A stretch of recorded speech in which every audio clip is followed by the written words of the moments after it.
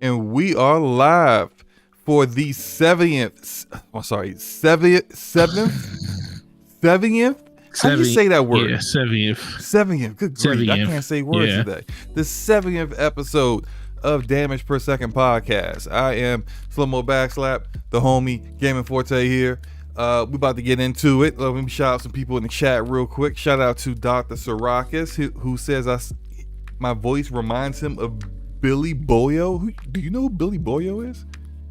No. I don't know if that's a good thing or not. I need to look up Billy Boyo. I'm looking it up now to see a face to tell 1,000 words. I'm about to look at it like, who is Billy?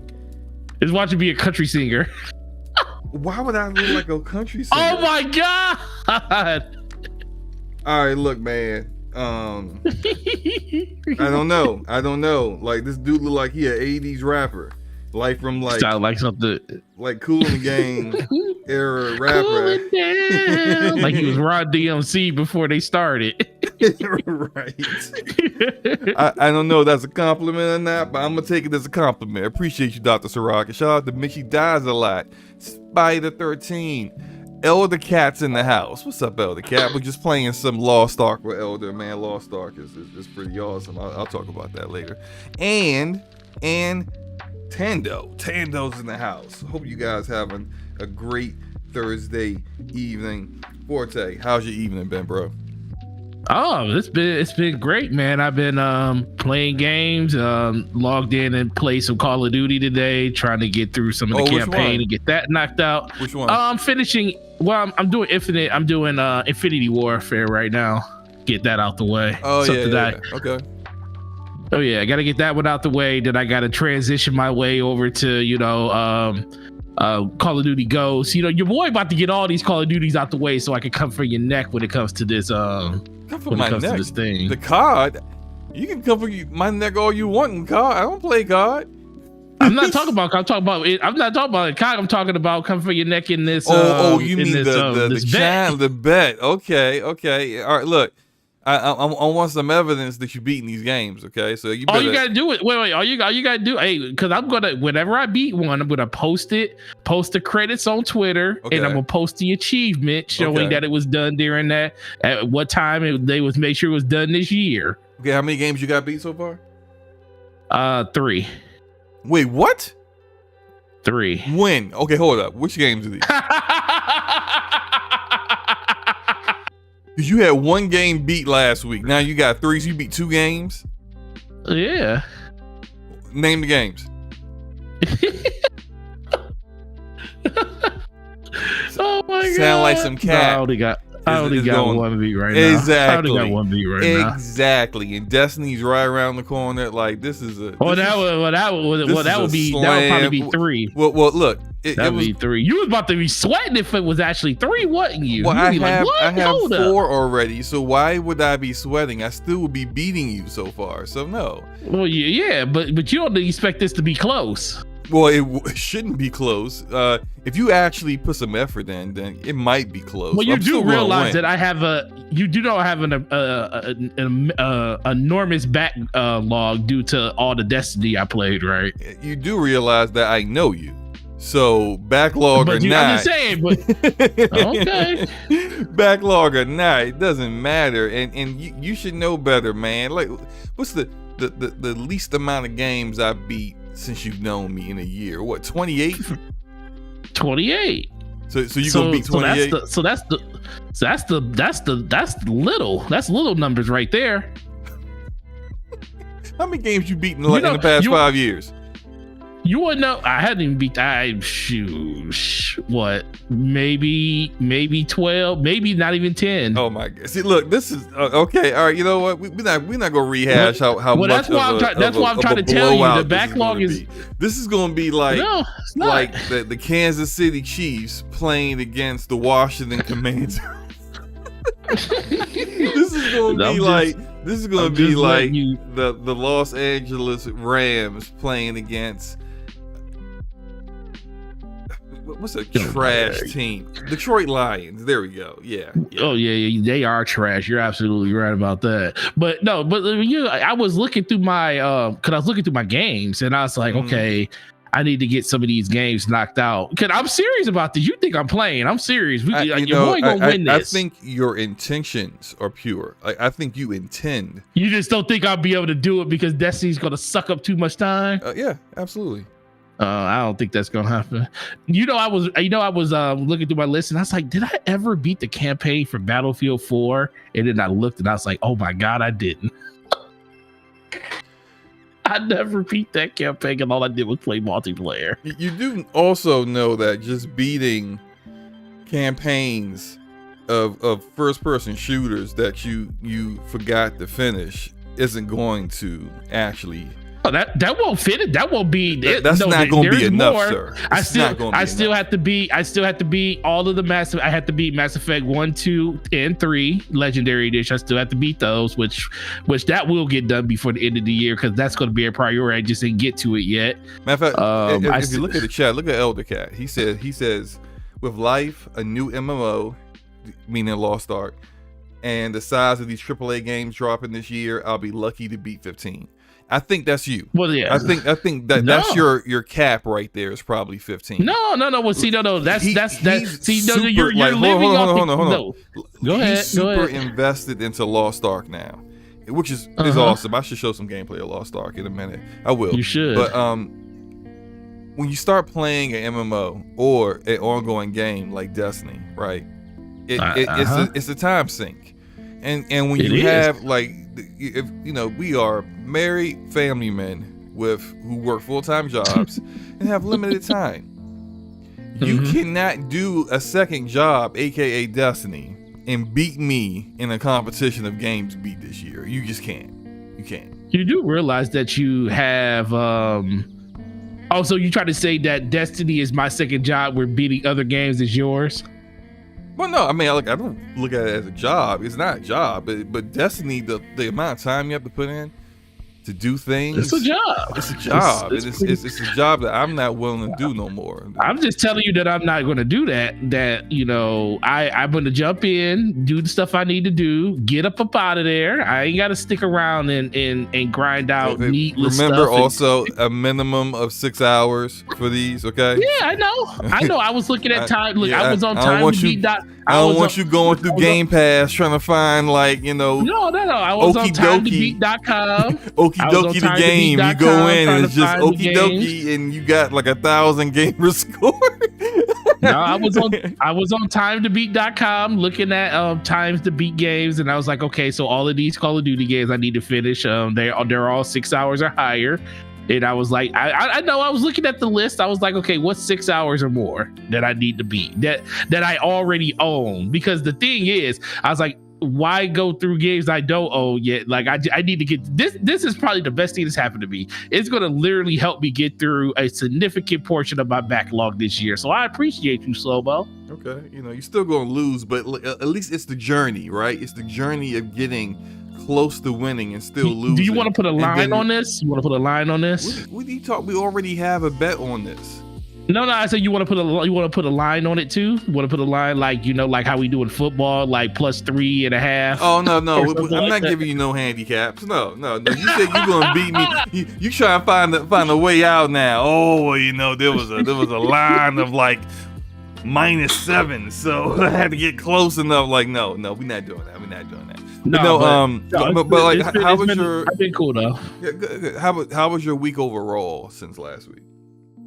Actually, uneventful. Just really just sat at.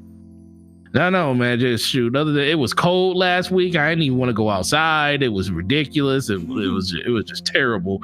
And then I had like a stomach virus over Friday and Saturday last week, like Friday, Saturday, Sunday, where I felt like just sitting at work, I just wanted to puke, and I was like, oh God, man. It was terrible.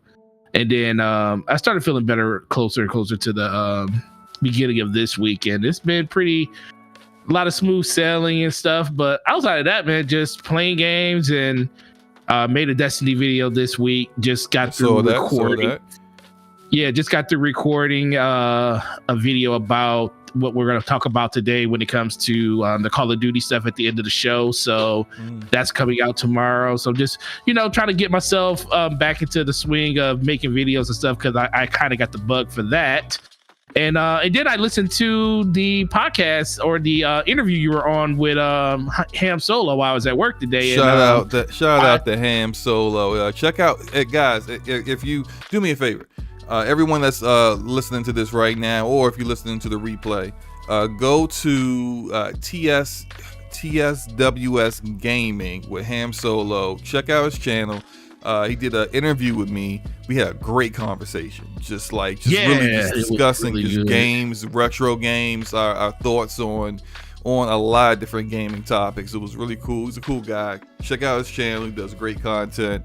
Give it a like and give his channel a sub if you can. I really, really appreciate that. My bad. Go ahead, man. Oh, you're good. Yeah. So I was listening to that like two. I was like, yeah, this is up Slomo's alley. 2 hours and 43 minutes. Yeah, this is really long. Slomo can talk. That's what this was. It was really cool, but my heart got warmed at the beginning. I was like, I rock with you. You already know we family and stuff. Right. But it's like when you hear it at the beginning of a show, when he says, so you say, yeah, man. So you do a show with your boy Gaming Forte. You was like, Forte the home, and you made me feel so good. I was like, oh man. Slomo was like, he's super knowledgeable. He acts a fool. He acts. He what was the word you used? He said he does he gets on my nerves, and I'll say more, and he gets on my nerves again. I was like, okay, this is perfect. Pretty accurate to how things are. Oh yeah, he said he starts spewing nonsense. It's so great. It was great. But no, I really, really, first of all, I appreciate you for all the kind words you said over there, because, it's not about what you say to a person in their face, it's what you say when they're not even around listening. And when I heard all that, I was like, oh, I love Slow-Mo too, even though I knew you already felt that way. But that was a really, really good interview. I like how he stomped you on the Acclaim one, where he asked you what game did Acclaim made. And then afterwards, I was thinking of all kinds of games that Acclaim published, and I was just like, what? You know how your brain does that sometimes. The Naughty Dog one with Pitfall. I was like, Slow-Mo, say Pitfall. Well, I said a Naughty Dog game, but which one did I say? I can't remember which one I said. No, you did. He was just telling you to get. He wanted you to pick something that was super old. Right.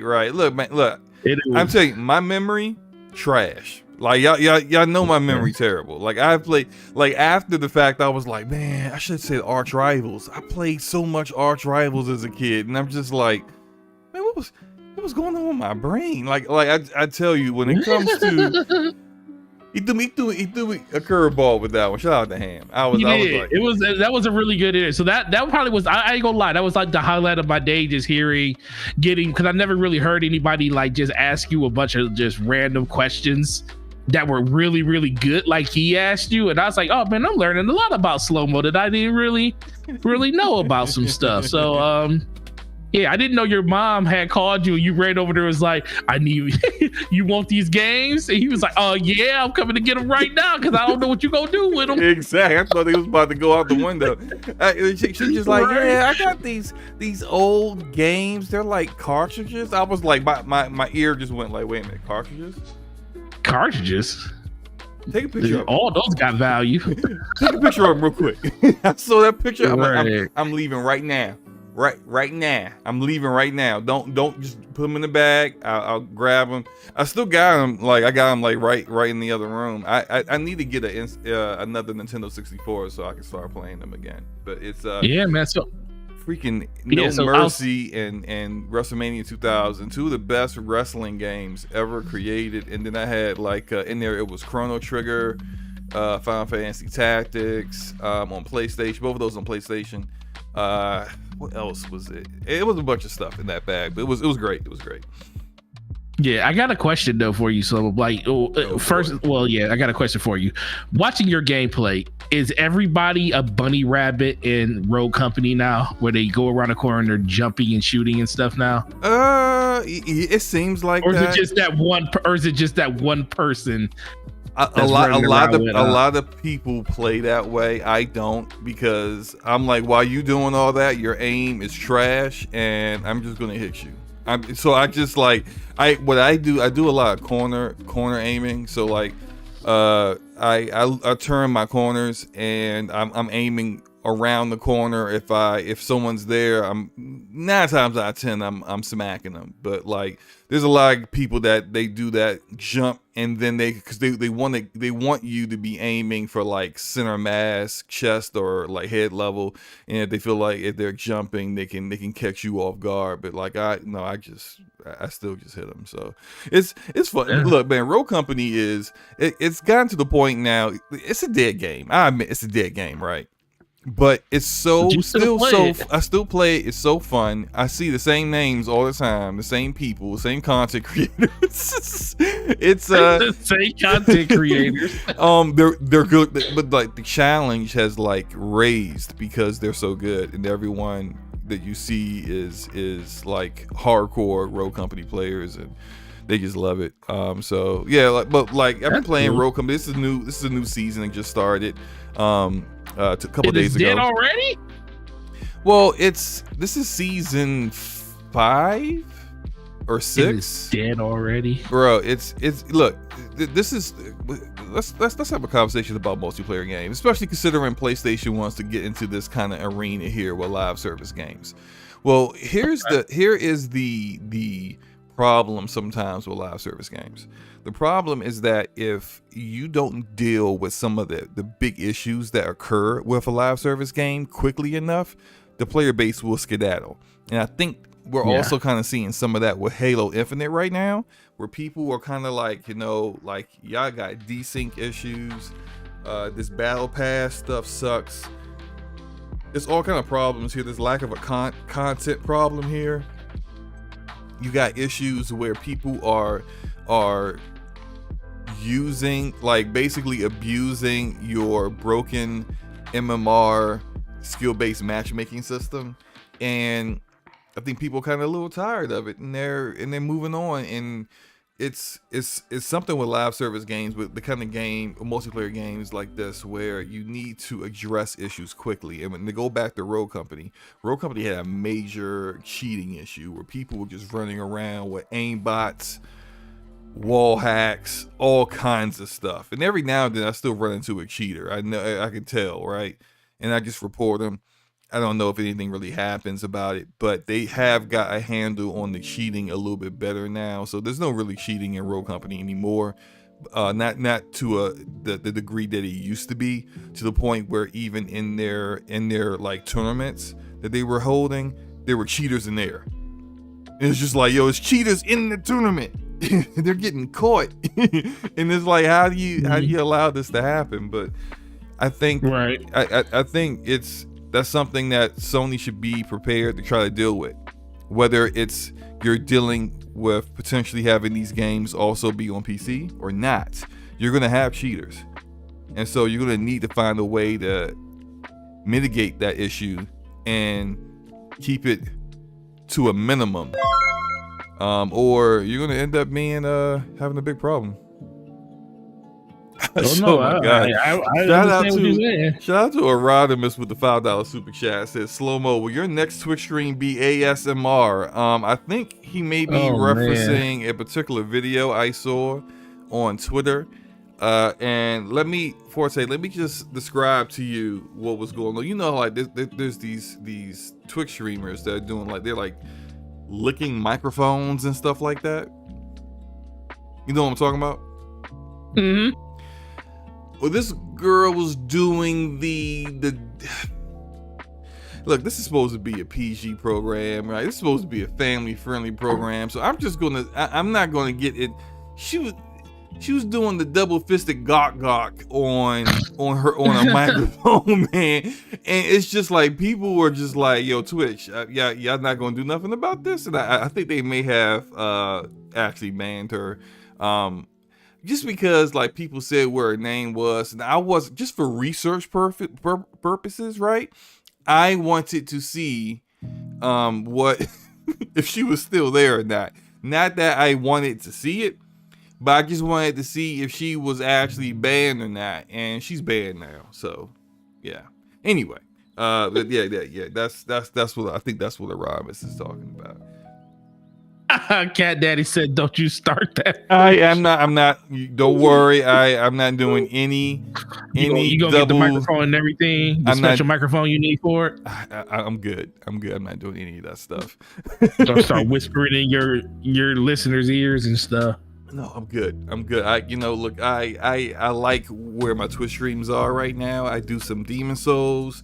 I do some Sifu. I do some Road Company. I want to get back into streaming more of Halo. I have fun in my streams. I'm going to stream Crossfire X tomorrow, just so we can all laugh together, right? And we have fun. Is that this multiplayer, or is that single player? Whichever is free, because I'm not spending money on that. What's the one that's in Game Pass? I don't think the multiplayer is in Game Pass because it's free. But I feel like a portion of the campaign or the actual campaign is in Game Pass. It should be, because like honestly, like who's paying for that? Lost Solicide. Yeah, I'm not messing with that. Anyway, but yeah, we're gonna have a good time tomorrow. But no, I just changed the gameplay to Lost Ark. This is Lost Ark, which is it's actually pretty fun game. If you like Diablo, you'll probably like Lost Ark. Really? Shout out to Capone in the chat. Yeah, what's up, man? And, I didn't know it was like Amon Rich like the Swag Diablo. Lord. What's up, bro? What you say? I said I didn't know it was like Diablo. What makes it like, other than it's over the top, and what makes it more like Diablo? Gameplay, the classes, the gameplay and game design. It's got a lot of Diablo to it. It's Lost Ark's been out for a while, and it's very interesting that, like, we were just talking about Crossfire X, because Lost Ark and Crossfire X are made by the same same they've been out at the other kind. Yeah, they're made by Smilegate, so a Korean, one of the biggest Korean developers out there. But yeah, who they owned by, Slomo? Smilegate themselves, yeah. I think they're big enough. They're owned by themselves. Yeah, I don't think anyone owns them. I'm not 100% certain, but I don't think. You should try it. It's free game on PC. Yeah, I might have to, man, because I love Diablo. Love my wizard class. Yep, they got a wizard class. There's the bard. They have advanced classes within. There's the bard and the magician. This class I got right now, I've already made like 4 different classes, by the way. This class I got right now is the paladin, the warrior paladin class. It's just fun, man. It's a fun game to play. I love just like destroying just waves of enemies. It's pretty cool. Shout out to Sir Taz, says what the slow jams is going on. What the slow jam? I got a little ambiance in the background, Taz. A little music in the background. What you got playing? What you got us in here listening to, bro? Look, man, it's just some lo-fi stuff. Don't trip. It's just some lo-fi music, man. It's fine. And as Elder Cat said, it's free tomorrow. Like me and Elder been playing it through early access. We paid for like one of the little starter packs, founder packs. But you don't have to do that. It's free tomorrow, so yeah. Just go ahead. Yo, Rodimus just sent me the video of Jake Lucky and that. Oh my god. The what? He just sent me that. I guess the clip of that Jake Lucky tweet. Yeah, with the girl. ASMR one. Yeah. See, Aramis, stop trying to derail our show, sir. She got talent. She got talent, bro. That's talent. Moving on, so like here we go, Nintendo Direct, right? Let's talk about. Oh yeah, the best thing that happened this week, baby. Nintendo Direct. Let's go. I don't know about that one, but that Nintendo Direct, man. You know my thoughts on it. The only thing that I was somewhat interested in was that there was a new Fire Emblem, and then I realized it was like a Dynasty Warriors Fire Emblem, and I was like, no, I'm good. I'm so good. I can't stand Dynasty Warriors. I was gonna ask you that when you sent me that When you sent me the screenshot of that, did you know it was a Dynasty Warriors at that time? No, because look, the screenshot. I was wondering why you were so excited. The screenshots that I showed, they were just screenshots of like Eldegard and the character Dimitri and the characters from Three Houses. You sent me a picture, but it had the name of the game on it. It said Fire. It said Fire Emblem Warrior. I didn't see that part. It wasn't until afterwards. You just skipped over the big. You skipped over the big font that said Warriors on it. You just saw this. Yo, chat, this lets you know when a person sees something that they're truly interested in, because like Slow-Mo's favorite game on the Switch is Fire Emblem.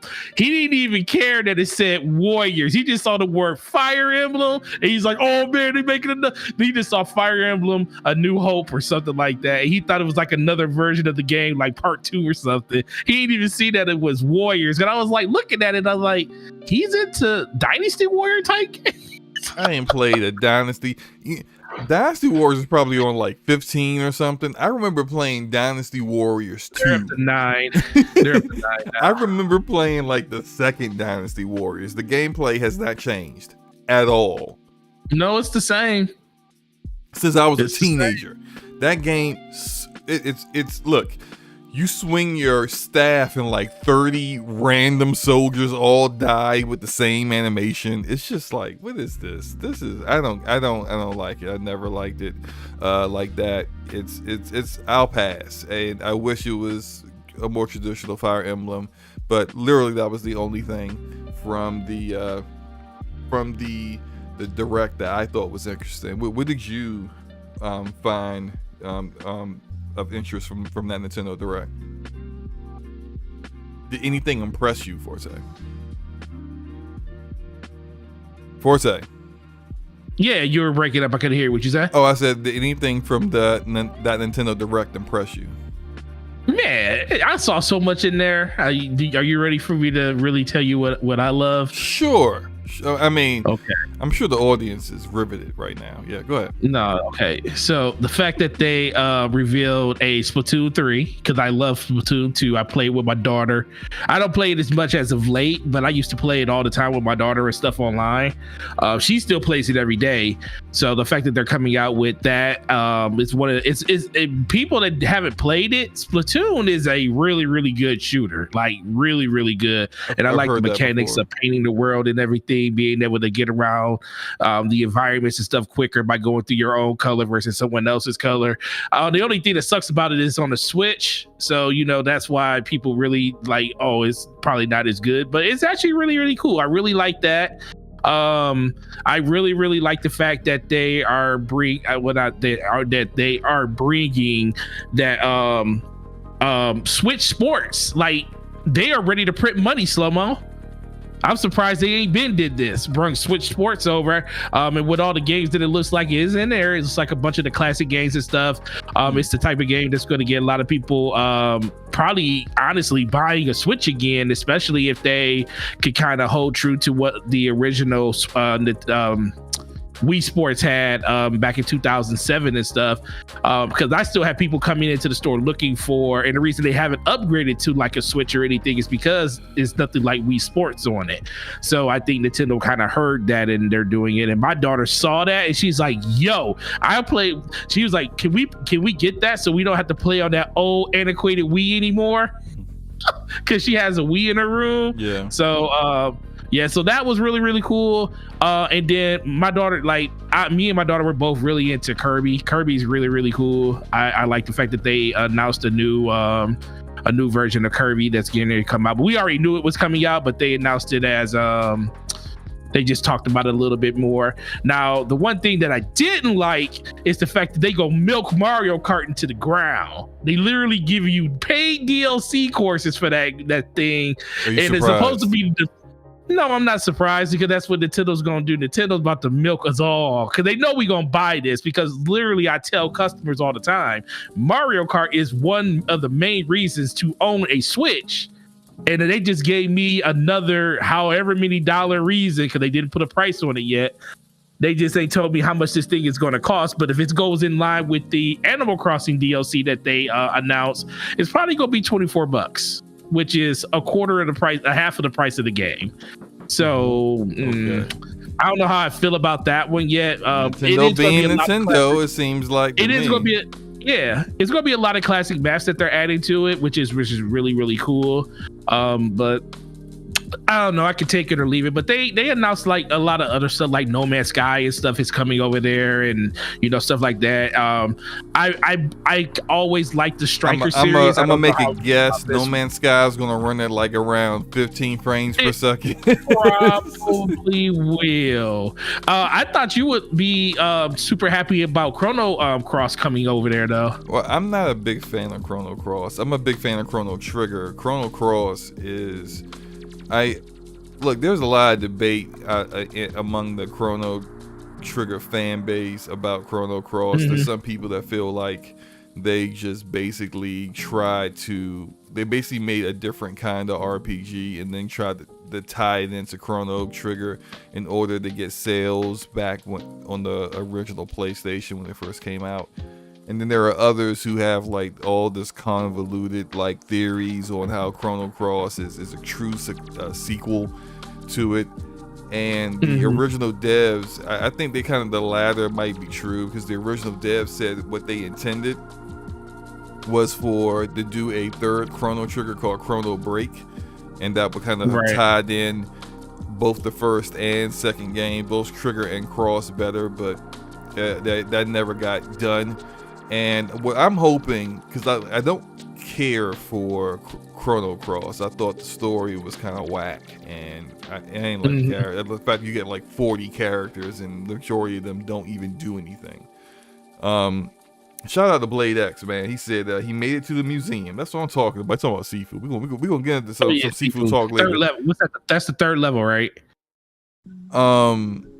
Say again? Museum, third level. That's third level, right? Third level. Yeah, third level. Yeah. Yeah, I heard you said you were in there as a middle-aged man, and you was like, I can't be going in here fighting in my 50s. Right. So I've been we'll get into that. I've been been grinding club, and when I say grinding, I did it like 2 more times because I got like limited time. But I've completed. I've got to the point where every time I do club, I beat the boss now, and I'm getting younger and younger. I want to beat it with my character under 25, and then I'll go on to museum permanently. So yeah. Anyway, my hope with Chrono Cross, because it's not just going to be on the Switch. It was just shown at the Nintendo Direct on the Switch because it looks like a 3 generations old game, and of course it'll run on Nintendo Switch, right? But it's also going to be on last gen PlayStation and Xbox as well. So I actually hope that it sells fairly well, and it sells enough that Square might decide to fund some kind of Chrono Trigger remake or something. That's my hope. I don't think it's going to happen really, but we'll see what happens. But outside of that, that's the only things that I found somewhat interesting from the Direct. What about you? Outside of that, it was really pretty. It was actually really good. But for big game announcements and stuff, it was kind of short on that. I do know a lot of people are really excited for Xenoblade Chronicles 3 whenever the heck that's going to come this September. But the last one, even the definitive edition, still ran at like 22 frames per second. So I'm wondering if they're going to make this one run a lot better in any regard, because that was the biggest problem with Xenoblade. And that's it though. Let's skedaddle away from this topic before the rest of our chat falls asleep. Can't let our chat fall asleep on stuff that don't matter. Right. So I might like Nintendo, but I know most of them don't. Let's move on to the next topic here, which is Wolf Among Us 2. So this was announced over a year ago, I think, that Telltale had been brought back with the same name, but mostly a new company, new management running it, and they announced that their first game under new Telltale would be a Wolf Among Us 2, which a lot of people, if you play the Wolf Among Us, and shout out to the Ash and Luca, our homie, who she just finished it. She loves it. She loves Big B, Big B Wolf. Big B's a great character. I have actually read the entire graphic novel this is based upon. It's based upon a graphic novel by, I think his name is Bill Willingham, but he a graphic novel called Fables, and it's amazing. If you're into graphic novels, definitely read that. It's awesome. And A Wolf Among Us, the first season of it is amazing. Great writing. It's one of Telltale's very, very best, and they actually. My question to you is whether you trust this new Telltale or not, in order to actually like deliver the same level of quality and storytelling, but then also be able to do something that the old Telltale didn't do, which is innovate off of their game design. Because that's kind of like, I think is partly the reason, outside of the fact that they didn't do anything original, and having to do all these licensed games really didn't help them with sales. But do you think this new Telltale can live up to expectations? I mean, when it comes, well, first, when you start out the gate with something like Wolf Among Us 2, you're already going to be climbing a very, very steep hill because of how much people loved the first one. So not only do you, like you said, you have to improve on all the stuff that you just talked about when it comes to game design, you also got to knock that story out of the park too. Now, in general, I do think, for the most part, a lot of these people that are working on this studio were super fans. I mean, I think they have some developers back that worked on the original one, but for the most part, I think have it's like the majority of the material of the books and the games and the movies, and not the games and the movies and stuff, but the books and the games. Yeah. So I do give it a very, very good inside chance that it is going to probably live up to those expectations and stuff.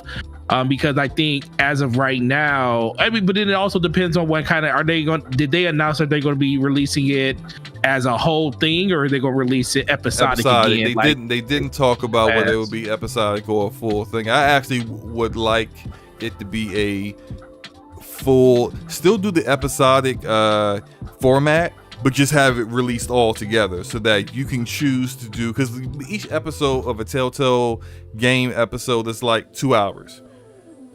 Right. So you could do a 2-hour session and put it down tomorrow, the next day, go back into it. Because what would happen when Telltale was first doing it is that, old Telltale is that they would drop like the first 2 episodes within like a month or two, and then there'll be like this long gap for the 3rd episode, 4th episode, and that would kind of like, people would forget things, or people would like you would kind of lose people. Maybe they don't want to get back into that. Maybe they don't feel like playing that kind of game anymore. So I would prefer that they just release it all together. Still do the episodic thing, but just release it all together. You had a question about, you said that they had brought back a lot of the original team, and that's true. No, I said they brought back a lot. They brought like some of them, but it still is nowhere near the amount of people that worked on. I just think you're gonna infuse that with a lot of people that were like very like huge fans of the source material in general. And usually when you have stuff like that happen, you mix it with like a cohesive team of people that actually knew how the inner workings of the game was before. I think that the newer people can bring a more fresh take to the game design that they had in place for the game. I can tell you right now, I mean, a lot of people are going to look at it as like, it looks pretty similar to the original one, with just a little bit higher texture quality and stuff. But I think it looks amazing. I think it's by far, it definitely lives up to the day and age of what they're looking to do with these type of games in the future.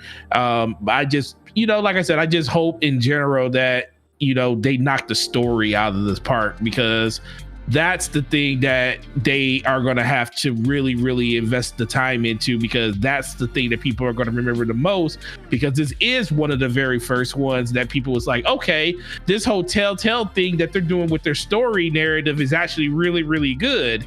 And then, like, of course, over the course of, years of just doing the same thing over and over again, that kind of just, fell by the wayside with some of their entries, especially in the Walking Dead franchise and stuff. So I think they can do it. I do think that they have the ability to do it. It just comes down to, are they going to hit that story? And if they nail that story, then the gameplay elements that they do implement are probably going to fall really, really well for a lot of the people. Because just looking at the trailer, it doesn't really show a lot of the stuff that they're implementing in general. But I like the pacing of the trailer just to, go off of what the narrative they're doing.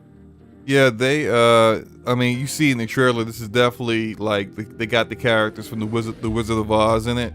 And if you're not familiar with the way Fables is and The Wolf Among Us, essentially the plot here is that the fables that you heard about, the fairy tale stories, they were real. They were real, actual characters, real people that have been in our world among us for centuries. And it's because they were forced out of their old home and forced to live among us. And the stories that they told of their prior lives are the fairy tales that we know of. And it's funny because they have like this, they have magic, and the magic hides them in plain sight, but they live in New York. And it's really cool. Big B is the sheriff. He's the big bad wolf from the like Three Little Pigs, Little Red Riding Hood. He's that same wolf. Snow White is in it. She is his boss.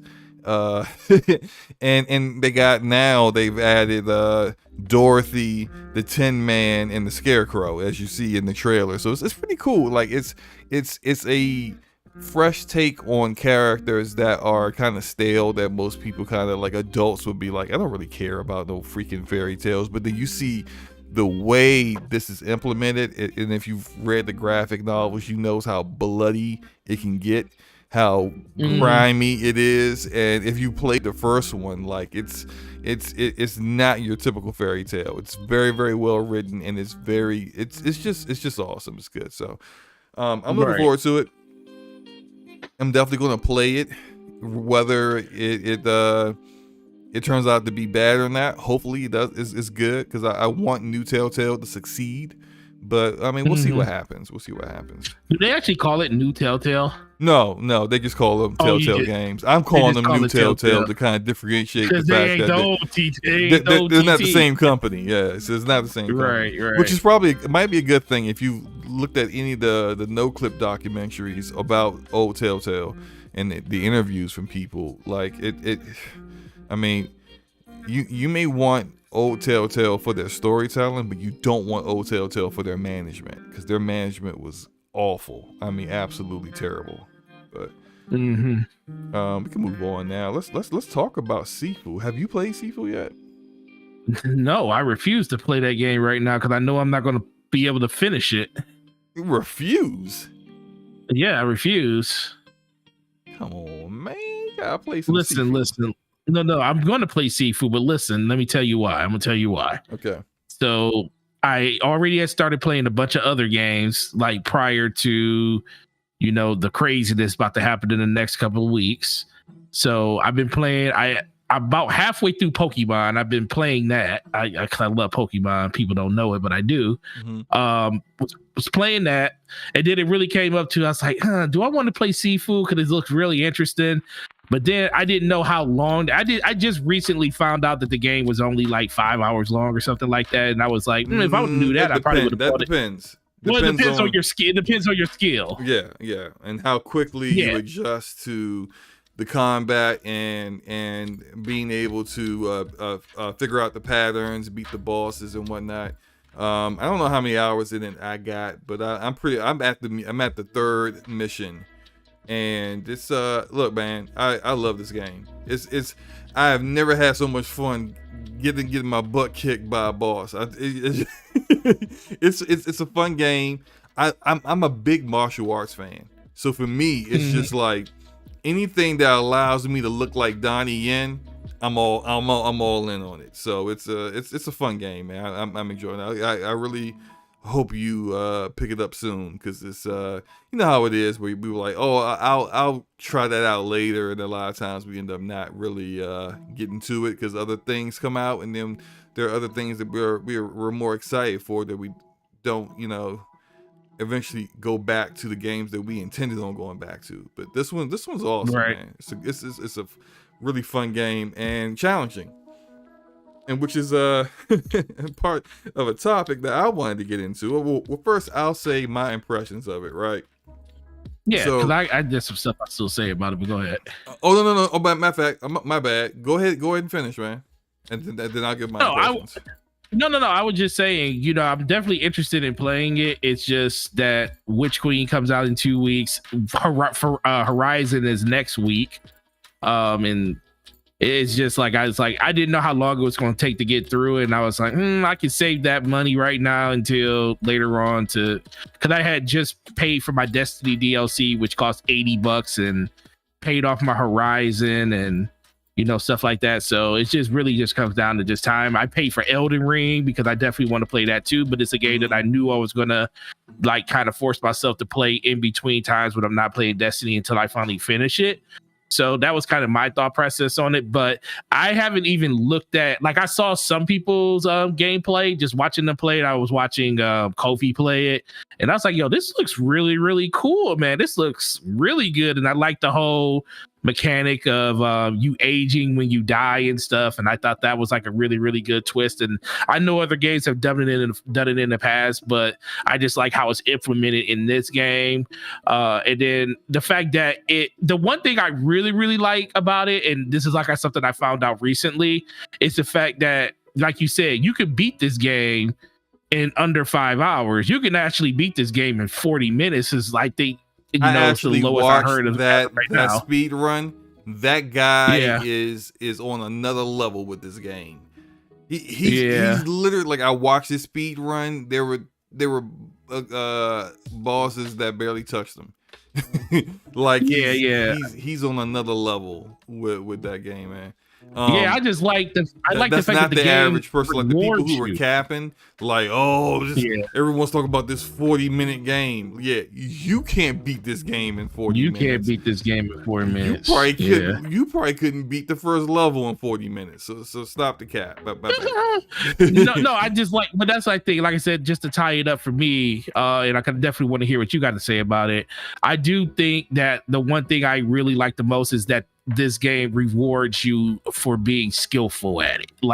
The better you are at the game, the faster you're going to get through it. That's what I really, really enjoyed about Hades and stuff. The better you are at the game, the faster you get through it. That's the hallmark of a roguelike game that I really, really enjoy about them. And hearing that about this game lets me know, if you put the time in, maybe you are just really, really good. And shout out to Sir Taz in the chat. He was looking for people that have fighting game backgrounds because he knows that they know about frame counts and, countering and stuff and everything in between.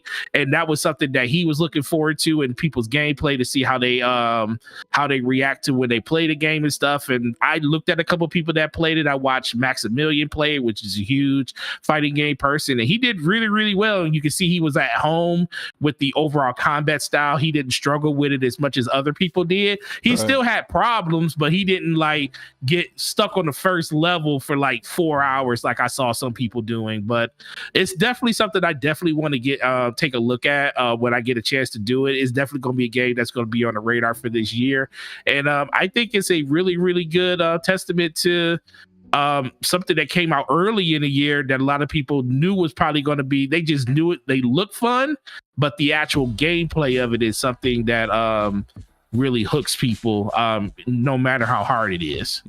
I'm going to get my impressions in real quick. Gaming Addict from the ILP, the Iron Lords, wants to join, I guess, to discuss the Sifu topic. I told him to come on through. I think he still has access to the Discord, so he'll be here in a minute. Yeah, he does. He does. My impressions, I'm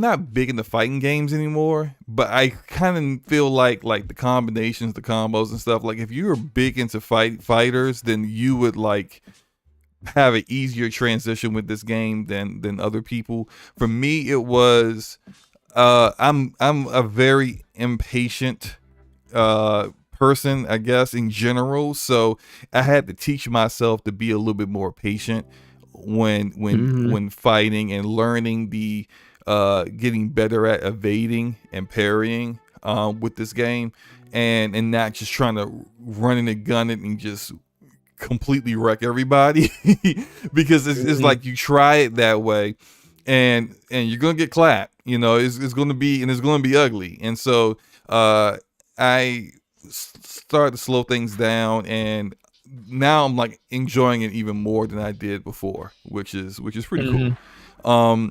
Like I said, I'm at Museum at this point. I've played Museum a little bit, but I decided I want to be younger when I really start focusing on it. I think my most recent play was earlier today, and I made it at like age 40. I want to be at like under 25 getting through club, and then I'll do Museum proper and just stay on that one.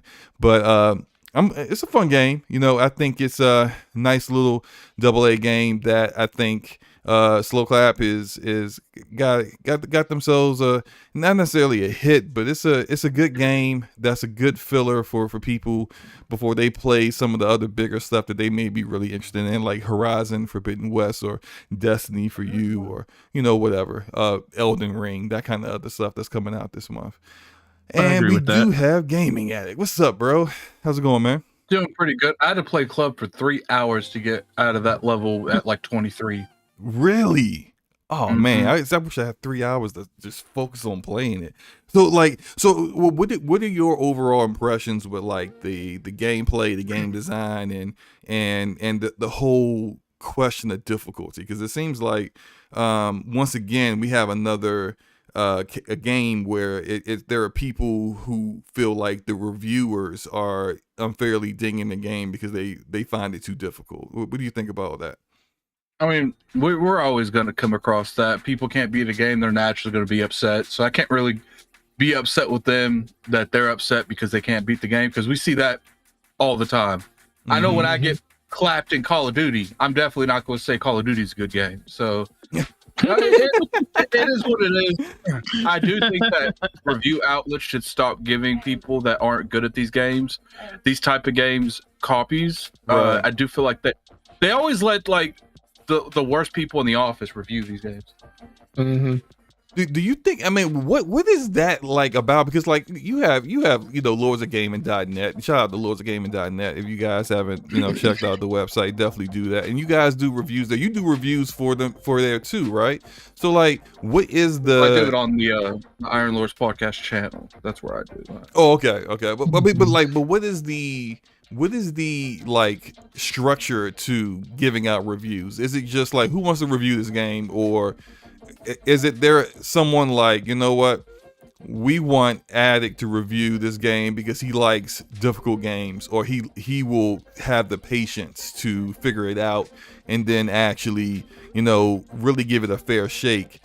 Or it's like, oh, you know what, we know Addict hates sports games, let's go ahead and give him Madden. We'll give him Madden to review anyway. Like how does that work? That is totally a cognito question, because I don't really handle like how it goes. Is like the website and the podcast are two different entities. Okay, gotcha. So like if it's being reviewed on the podcast, it's always me, because I'm the one that has the most time out of the bunch. But as far as like, I think they kind of do it where it's just like, who's got the time, who's interested in the type of game. Because I know COD game making people play games. Because right. I've seen people, mad people, deny games.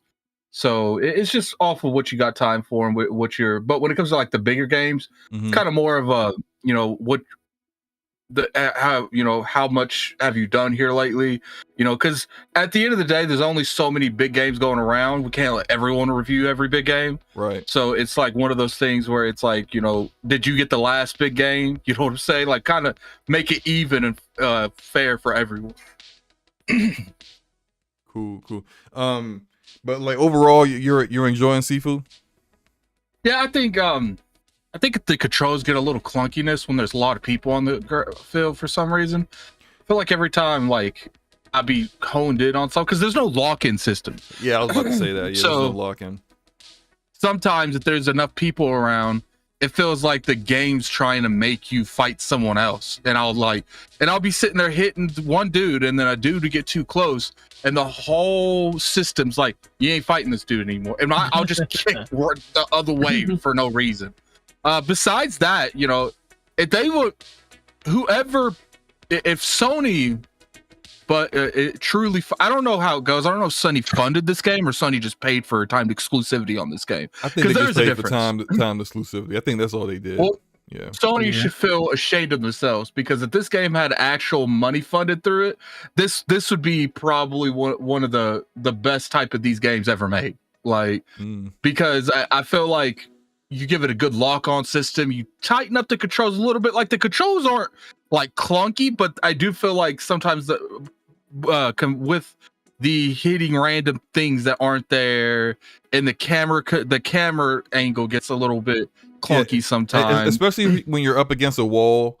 It's like and you probably see the little bit in this boss fight I'm doing right now. In the gameplay, there'll be times where the boss will get you up against a wall, and it's like the camera is literally like on the back of your head, and you can't see anything. And the person, like the enemies are hitting you, but you don't even know when to block or move or try to get out the way or whatever. It's just, sometimes that camera can be troublesome. So that's the only real big thing, man. Like, I think it's a fantastic game. The only thing that they need to really focus on is, first off, Sony needs to be talking to the CEO of this company now and buying it. Because what they did is they showed that we could take a concept and we can run with it. And I think they did a really good job of that. What's funny is, before I popped in here, you said that people that play head-to-head fighters were really excelling at this game. And yeah, I feel at a disadvantage because I don't play head-to-head fighters. Yeah, me too. Yeah. This game literally, if you want to get honest, this game gets me more into maybe trying that field than any actual head-to-head fighter ever has. Because it's just like it's not. I like the one-on-one things, but one thing is just the budget, man. That's the only thing that held this game back, is the budget. Like, that you got such a crazy narrative where, like, if you die, you age. Yeah. Like right now, for the people that don't know, sorry about that. If you look at the top left of the screen, it says there's a number 4 by his skulls. If Slow-Mo dies, which he's probably about to die, he's gonna age by 5 years. That is such a unique experience. I don't think I've ever seen that happen in games. Yeah, but they don't really. And you can lower that by beating little mini bosses, or if you do a combination or a finisher and a random foot soldier, basically a random thug blocks it, you start to see smoke emanate off of him. He's on fire. I call them the Gokus. The Goku, he goes Super Saiyan on you. Right. And it's cool because once you beat him, you can actually lower your counter. Anytime you fight any of the mini bosses in the levels and you beat them, you lower that counter a little bit further. You can get it back to 0 if it's up higher. So, but it's like I like the fact that it's affected by your age, is affected by how well you're doing. And I think that's pretty cool. Yeah, I really like that portion of it. And plus, people need to get this. There's things that you need to do in this game. One, don't be afraid to relocate. If you feel like you're being surrounded, go close to a wall, a narrow corner where there's not a whole lot of room for people to go through. Make them into those short corridors so you can actually fight 2 or 3 people at the same time. Because if you let them surround you, you have a way more chance of taking damage. Yeah, I definitely agree there, man. Like, it's I think I probably will focus more on this game so I can beat it before Horizon Forbidden West comes out. If not then before Elden Ring comes out, because I'll be playing Elden Ring as well. But yeah, I'm really enjoying this game. Oh, go ahead. One thing I will say, Slow-Mo, is they should have focused a little bit more on the skill tree, because I feel like the skill tree is kind of useless. Like, there's a couple abilities on there that's cool, like the dash kick. I like that ability, but I feel like the majority of the skill tree is like, oh, you want to grab someone or you want to do a focus attack. Like it's not actual combos, if that makes sense. Like, yeah. One thing I would have liked is like with the shrines to be able to reset the skills that you actually chose. I would have liked that, because there are times where I've like invested in, like, say in the squats, which is the first level, and I invested in skills that now I'm like, I don't want that. I want to actually invest in every time I successfully parry or evade, I get a little bit of structure back, or I get more focus. That's why I want to more invest in. And then it's like, but I've already used shrines for that already, and there's no reset. So I think, and that's something that might be easily implemented, like in an update or something. Just bring that in there, you know? So yeah, and plus, like, don't get it twisted. You're supposed to die in this game. Like, if anything, yes. It rewards you for dying a certain amount of times, but you can't die a lot. Like, because every time you die, you get that death counter, and then that means you're going to double the amount of the hours you grow. So, like, it rewards you, and the older you get, the stronger you are. You just have less health. So it rewards you. I would say sweet spots in the 30s. That's where I would feel I'm the most comfortable, is in the 30s. But I'll talk to you guys later, man. I've wanted to pop in here. Definitely, guys, hit that like button, man. I'll talk to you guys later. All right, take your ad. And that was Gaming Addict with the Iron Lords podcast. Definitely check out their YouTube channel if you haven't already. They're pretty awesome guys. They go live Sundays at, I think now at this time, 11 a.m. on every Sunday with Lord Cognito, Gaming Addict, who was just here, King David, and Lord Sovereign. So yeah, definitely appreciate those fellas. They're almost at 12K, man. Yeah, really? I didn't know. They're almost at 12K. That's what's up, man. That's what happens when you get above 10K, man. You know, 12, the numbers start jumping. All right, well, I guess we can move on about this. Sifu is awesome. If you like the gameplay's been playing, if you guys like that kind of combat and you like what we were talking about, try the game out. It's not even a full price game. It's like I think it's $40 for the standard. I bought the deluxe edition that allowed me to play a little early. Were you not affected by the bug? Oh no, but it's because I'm playing on PC. Oh yeah, it was only on PlayStation that happened on. Yeah, that was only on PlayStation, and that sucks. I don't have my MSI Afterburner counter up for once. But look, when I was like, everyone who's been in my streams and saw me stream this, I'm playing at 200 frames per second, even though my monitor can only really display 165 frames per second, because it's a 165 hertz monitor. But yeah, it runs extremely well. The art style lends to easier on the hardware, because it's not like a ton of textures, not a ton of graphical nonsense all over the place. So, which works though, because I think this art style, it will age well, you know, like, because it's very stylistic to what the kind of game it is, and not necessarily trying to go for a photorealistic look, because those games that try to go photorealistic, we think they look great now, and then 5 years from now we're like, man, you don't look that great no more. So I like the way the direction they went with this. This game is running on Unity engine, so you know it is what it is. But we can move on. Assassin's Creed Valhalla. So didn't you play this, man? This will never be a topic on this show. Yeah, because I can't stand these games. But I played a little bit of it. I didn't finish that game. I started seeing emblems on the screen, and I was like, no, sensory overload. Well, I had to get them out of there. We got some news, and I'm gonna switch over to the article real quick. We got some news on Assassin's Creed Valhalla. Where did the article go? Okay, you know what? I'm here. So the article did not pop up. Where is this article? Hold on. I'm gonna find it. All right, someone gonna get it, y'all. He got it. Bam! There it is. Here we go. I don't know why it didn't show before, but so here's the article about Assassin's Creed Valhalla. I think this was actually broke by Bloomberg, but Bloomberg it has what you call it? they got a paywall on their website, and I'm not doing that. So this is Polygon's reporting of it. So essentially, what's going on with Ubisoft right now is there was an Assassin's Creed Valhalla expansion that was planned, but now they've turned it into a standalone game. And so what this is saying is that Ubisoft is pivoting a planned expansion to its own standalone game, according to that Bloomberg report that, we're not going to click.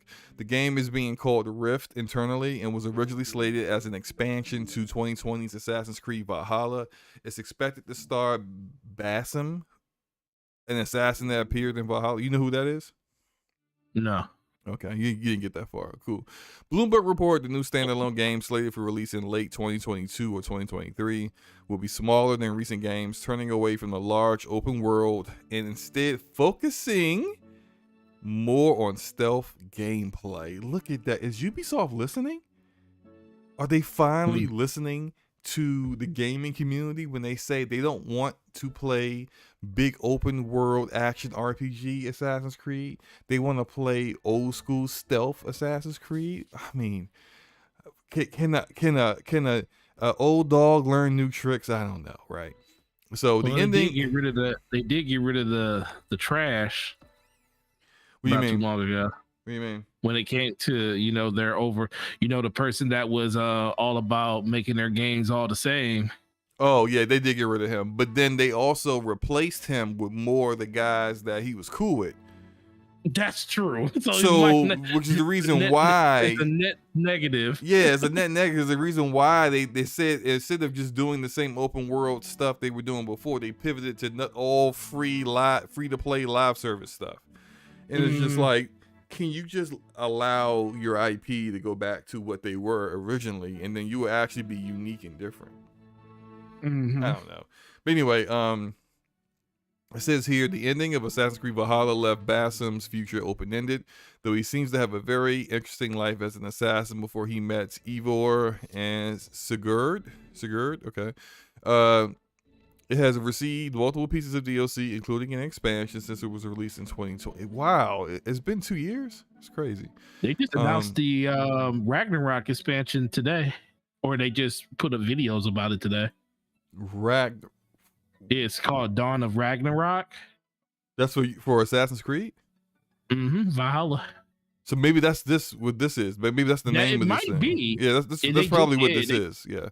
That's what it looks. Well, I'll let you finish what you're saying, because I watched the trailer earlier today, because I didn't know if this was it or not. I didn't know there was a trailer, but I would have definitely would have played that if I would have known that. But it says Ubisoft has one of the strongest. This is from them, of course. Of course, they want to talk themselves up. Ubisoft has one of the strongest in-house creative teams that are developing incredible experiences for our players. We have a solid and exciting lineup of titles in our pipeline. Both established brands with new story, twists, and features, and brand new IPs that will continue to change the landscape of today's video games.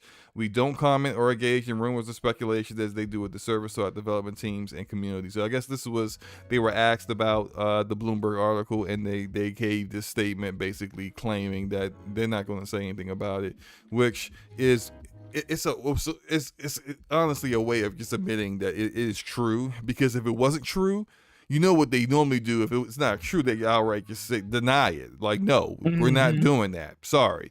But when they say things that we're not going to comment on that, it's real. It's basically real. I just DM'd you the trailer.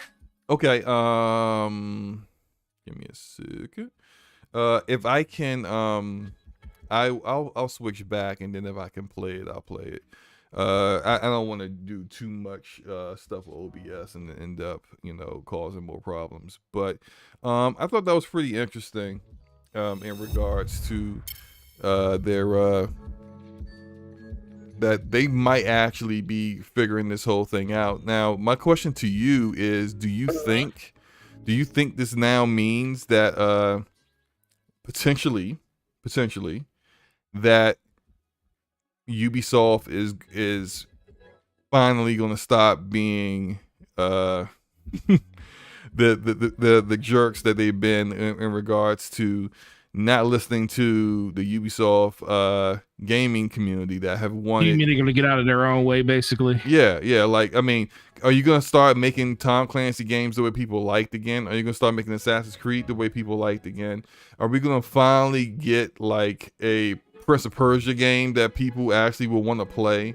Like, that'd be great. Do you think that's what's gonna happen with Ubisoft going in the future, that they have turned the corner? What do you think?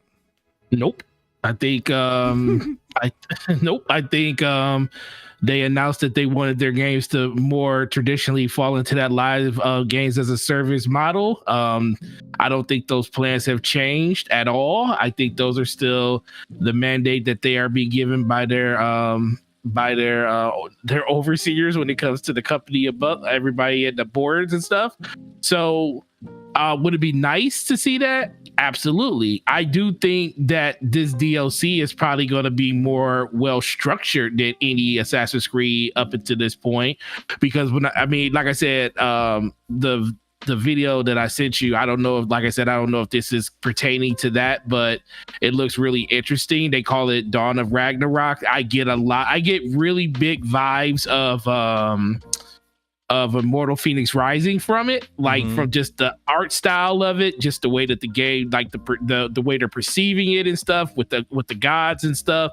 And I'm like, okay, this is even more interesting than I thought it was going to be, because I'm all about Norse mythology and everything like that, and it looks like they're really homing in on that when it comes to this DLC, and talking about how if you played through the original, you'll get more story elements with your characters and stuff. So I think this will be the first Assassin's Creed where they added, outside of season passes and stuff, this will be the first where they do like a substantial content drop for a game, like literally over a year after it's released and stuff. So I think it's a good chance that this DLC could land really, really well for a lot of people. And being a person that really did enjoy Immortal Phoenix Rising, just looking at what they have, like looking at the screenshot of like the open world and stuff, just reminds me of that. And if they can home in the game and give us the experience that game gave us, I think that would be a start of them moving in a completely different direction. But I do think the stealth, Assassin's Creed ain't been really Assassin's Creed since Assassin's Creed 4, not even 4, 3.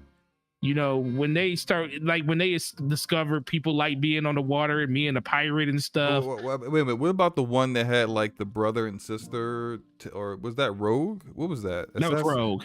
Yeah, was that still that? Wasn't that one still? Yeah, it was, but it was but it was like an offshoot. It was like the Outlier. It came out after Black Flag. It came out after Assassin's Creed. Man, it's been so many. It was after Unity, I believe. Yeah, Unity was a disaster. Yes.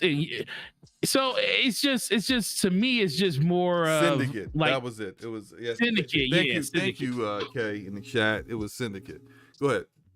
No, and that's the thing. I think in general, I think this is a good move for them. I like the direction that this DLC looks like it's taking. They're also they might also be doing this because there's a game called, Ragnarok for PlayStation that's coming out very soon, and it might be another way of, getting people that are interested in that type of mythology with the Norse mythology into Assassin's Creed. It's like, oh, if you like God of War and you like Thor and you like all this other stuff, well, hey, we have that over here when it comes to Valhalla. And if you like our older game, Immortal Phoenix Rising, you're really going to like this DLC, because I do think that was proof of concept for what they were going to do in their next Assassin's Creed game. And it makes sense that if this is the DLC they were talking about, it makes sense that they're actually going to turn this into its own standalone game. Like just looking at the vistas and the views in the game just kind of reminds me of how that game looks, but they're putting the whole Assassin's Creed moniker on it and everything. And you see it, like I'm looking in the gameplay, when I looked at it earlier, you can see a lot more stealth elements, like more assassinations, not just hack and slashing like you did in the original game when it first came out. It looks like you still have the elements of that, but it looks like they're adding a little bit more stealth to the combat as well. Cool. I mean, look, I was never really into Assassin's Creed, even when it was stealth, or really when it went to action RPG hack and slash elements. But I'm glad to see people who are longtime fans of the series getting what they've been asking for a long time. Because also, I kind of hope that this will also mean that I might actually get a Division 3. At some point. Or that, you know, that they I know they attempted to abandon the Division for a weird hybrid thing that from a PC game called Scavengers, with basically a Division skin on it, which no one that I know of really wants to see from that. But see that, right? Yeah, but you know, we want the cover shooting looter shooter that you know 1 and 2 were. So hopefully that will be the case in the future. But I mean, we'll see. Go ahead and I guess move on to next topic here, which is the one that everybody was crying over. Call of Duty. So. Okay, so earlier this week we got a statement, a blog from Xbox, Microsoft, and I will find that in a second. But this blog gave us some clarifications on what's going to happen with the Activision Blizzard acquisition. Mm-hmm. And it definitely got a lot of people in a huff.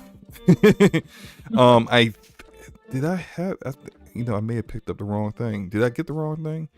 Hold up. Is it because I think it's the one that's talking about adapting of regulations. Wait, where is it? I just want to make sure before I show it that it's the right thing. While I'm doing that, basically they clarified and said that all games are going to be going to PlayStation even after existing obligations. Forte, what were your thoughts about that?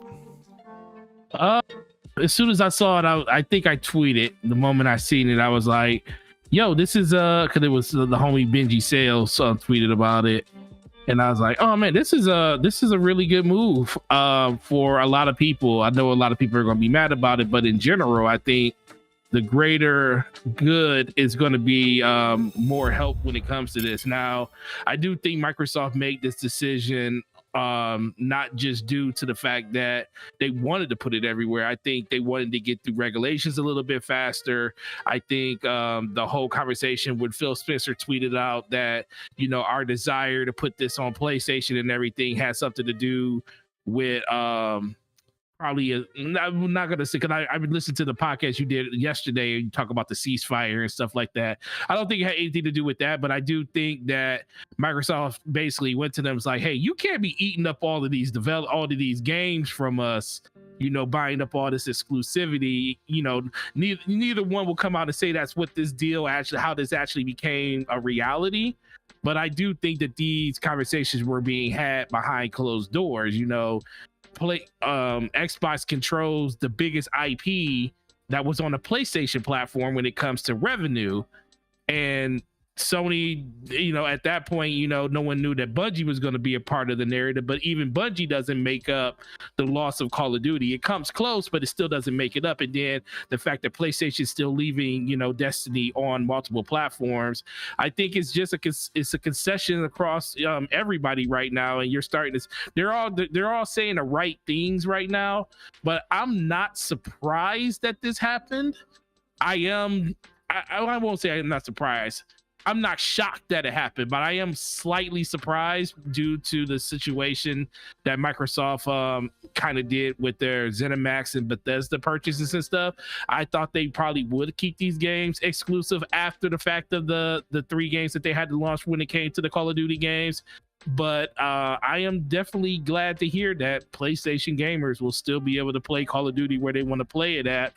And we could talk about the implications of that more later. But I just think Xbox fans should just be happy with the fact that they won't have to pay full price for this game if they have Game Pass. I think that should be the thing that you're celebrating the most when it comes to this this acquisition and agreement, because Call of Duty and all of the Blizzard and Activision IPs will literally be a $15, maybe a $25. Who knows? They might raise the price, or whoever knows. But as of right now, $10 to $15 away. That's all it would take to be able to play all of those IPs when they finally have them in Game Pass. So, not like I said, not surprised, a little shocked, but in general, I think it's a good move on both parts. Let me start my thoughts on this by saying I was wrong. And I will be the first to admit I was wrong. I thought that, like the ZeniMax Media acquisition, that they were essentially having the same mindset for all of their acquisitions going forward, that it would be like the same principle across the board. Existing obligations, we will fulfill those. We're not going to renege on things like that. But beyond that, everything that will be done by these acquisitions going forward will be where Game Pass is. That's what I was telling people before they clarified the ZeniMax Media thing before their live stream, and that's what it turned out to be, and that's what I just thought it would remain to be. I do kind of agree with you. I think there are a lot of intangibles to this deal that are different than ZeniMax Media, in addition to the fact that Activision is so much a bigger publisher and drives way more revenue than ZeniMax Media did, and that there are regulators, there are people who are looking at this deal, and they don't want this to get upset, or they don't want this to not go through. And so you want to make sure that if there is any indication that what you may do with this and your willingness to promote your own brand, your own platforms, your own services, it may cause a problem with getting the deal done, then they're just going to, eliminate those things, because regardless of what they choose to do with it, it's a W. It's a win-win for them. They're going to make the money off of it being on PlayStation, all those games being on PlayStation, or they will grow their own platforms by not having those games over there. And if people want those games, then they got to get a PC or an Xbox or whatever. They got to subscribe to Game Pass at some point to get into that ecosystem. So either way, they win.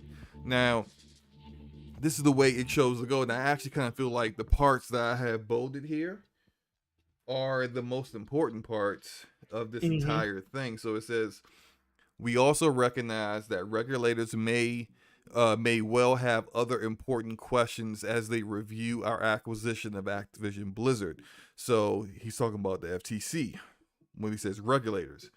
We're committed to addressing every potential question, and we want to address publicly at the outset 2 such questions here. So very early on, they are choosing to address these issues, whereas when it came to ZeniMax Media, they let the vagueness of their statements hang for months and months and months until it was finally finalized, and then they clarified what they chose to do. Here, when you got regulators looking at things, okay, we can't afford to wait. Let's just say where it is now. And I do kind of agree with you that I think that also we know for a fact Phil Spencer had been talking with Sony leadership and said some things to them, talked about his desire. We made a big joke about desire. Talked about his desire to keep Call of Duty, to keep Call of Duty on PlayStation. That there's been a lot of talk going on behind the scenes, and maybe some things, or maybe some approaches that both Sony and Microsoft in the future had initially may now change. We'll see. But to continue on with this, it says, first, some commentators have asked whether we will continue to make popular content like Activision's Call of Duty available on competing platforms like Sony PlayStation. The obvious concern is that Microsoft could make this title available exclusively on the Xbox console, undermining opportunities for Sony PlayStation users. To be clear, Microsoft will continue to make Call of Duty and other popular Activision Blizzard titles available on PlayStation through the term of any existing agreement with Activision. And we have committed to Sony that we will also make them available on PlayStation beyond the existing agreement and into the future so that Sony fans can continue to enjoy the games they love. We are also interested in taking similar steps to support Nintendo's successful platform. We believe this is the right thing for the industry, for gamers, and for our business. So, you know, I think that's fairly definitive here. And I still see some people fighting back against this. I don't know why. Look, guys, I was agreeing with you before, but in light of what they're saying now, I'm a person that has to be honest, and honestly, they're gonna keep this stuff on PlayStation. Like, I don't know, people are trying to, you know, hey, he said other popular Activision Blizzard title. Look, you could try to break that down and say with any new IP they come up with, is it a popular Activision Blizzard title, therefore it's not it's exempt from this statement. But in light of everything that's going on, in light of the fact that, shout out to Hogue Law, who said that even if it gets approved, or it's not, like, I'm sorry, the way he says it is that they don't approve it, they just choose not to block it. If they choose not to block it, give it a second look and stuff like that. Right. If you go do things that they didn't know you were going to do, they can after the fact, they can revisit it, which has happened with Facebook / Meta and WhatsApp.